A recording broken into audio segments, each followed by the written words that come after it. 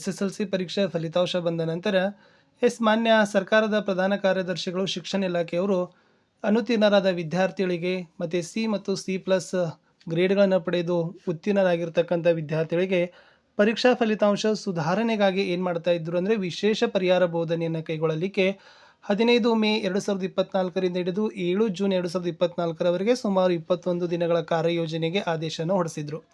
ಆದರೆ ವ್ಯಾಪಕವಾಗಿರ್ತಕ್ಕಂಥ ಒಂದು ವಿರೋಧದ ನಡುವೆ ಇವತ್ತು ಸರ್ಕಾರದವರು ಅಂತೂ ಇಂತೂ ಏನು ಮಾಡಿದ್ದಾರೆ ಅಂದರೆ ವಿಶೇಷ ಪರಿಹಾರ ಬೋಧನೆಗಳನ್ನು ಮುಂದೂಡಿ ಆದೇಶವನ್ನು ಹೊರಡಿಸಿದ್ದಾರೆ. ಜೊತೆಗೆ ನಿಮ್ಮ ಪರೀಕ್ಷೆ 2ರ ವೇಳಾಪಟ್ಟಿಯನ್ನು ಸಹಿತ ಮುಂದೂಡಿದ್ದಾರೆ. ಏನಿದೆ ಅಂತ ಕಂಟಿನ್ಯೂ ಆಗಿರ್ತಕ್ಕಂಥ ವಿಡಿಯೋದಲ್ಲಿ ನೋಡೋಣ.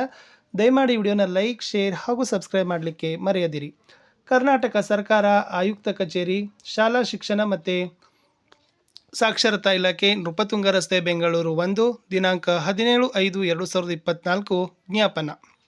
ವಿಷಯ: 2024ರ SSLC ಪರೀಕ್ಷೆ 1ರಲ್ಲಿ ಅನುತ್ತೀರ್ಣರಾದ ವಿದ್ಯಾರ್ಥಿಗಳಿಗೆ ನಡೆಸುವ ವಿಶೇಷ ಪರಿಹಾರ ಬೋಧನೆ ತರಗತಿಗಳನ್ನು ಮುಂದೂಡಿದ ಬಗ್ಗೆ.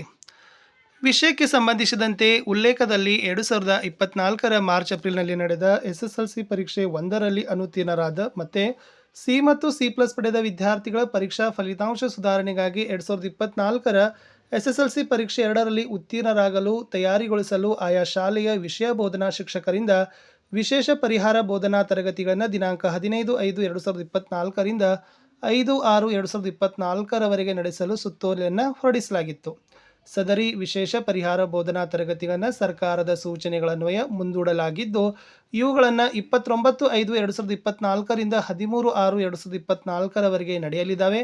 ಮುಂದೆ 2024ರ SSLC ಪರೀಕ್ಷೆ 2ನ್ನು ದಿನಾಂಕ 14/6/2024ರಿಂದ ಪ್ರಾರಂಭಿಸಲಾಗುತ್ತದೆ. ಇದಕ್ಕೆ ಸಂಬಂಧಪಟ್ಟಂತೆ ಪರಿಷ್ಕೃತ ವೇಳಾಪಟ್ಟಿಯನ್ನು ಅಧ್ಯಕ್ಷರು ಕರ್ನಾಟಕ ಶಾಲಾ ಪರೀಕ್ಷೆ ಮತ್ತು ಮೌಲ್ಯ ನಿರ್ಣಯ ಮಂಡಳಿ ಬೆಂಗಳೂರು ಅವರು ಪ್ರತ್ಯೇಕವಾಗಿ ಹೊರಡಿಸ್ತಾರಂತ ನಿರ್ದೇಶಕರು ಪ್ರೌಢಶಿಕ್ಷಣ ಅವರು ಒಂದು ಆದೇಶವನ್ನು ಹೊರಡಿಸಿದ್ದಾರೆ.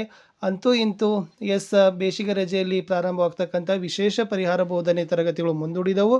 ಪರೀಕ್ಷೆ 2ನ್ನು ಸಹಿತ 1 ವಾರ ಮುಂದೂಡಿ ಪರಿಷ್ಕೃತ ವೇಳಾಪಟ್ಟಿಯನ್ನು ಹೊರಡಿಸ್ತಾರೆ ಅಂತಕ್ಕಂಥದ್ದು ಸರ್ಕಾರದ ಆದೇಶ ಇದೆ. ಮತ್ತೆ ಸಿಗ್ತೀನಿ ಇನ್ನೊಂದು ಹೊಸ ವಿಡಿಯೋದಲ್ಲಿ. ವಿಡಿಯೋನ ಲೈಕ್, ಶೇರ್, ಸಬ್ಸ್ಕ್ರೈಬ್ ಮಾಡಲು ಮಾತ್ರ ಮರೆಯದಿರಿ.